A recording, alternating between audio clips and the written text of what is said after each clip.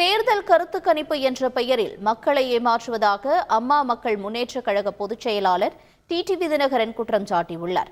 தஞ்சாவூர் திலகர் திடலில் அரசை கண்டித்து அம்மா மக்கள் முன்னேற்றக் கழகம் சார்பாக கண்டன பொதுக்கூட்டம் நடைபெற்றது.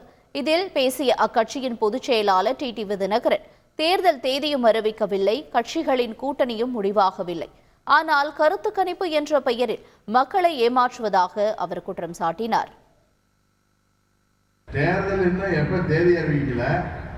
ஏப்ரல் மாசத்துல தேர்தல் வரும்போது தமிழ்நாட்டில் இன்னும் கட்சிகள் எல்லாம் கூட்டணி கூட அமைத்து முடிக்கல.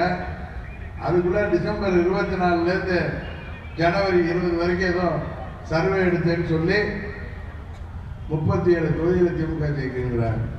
இன்னொரு சர்வேல 39 தொகுதியில திமுக ஜெயிக்கிறாங்க.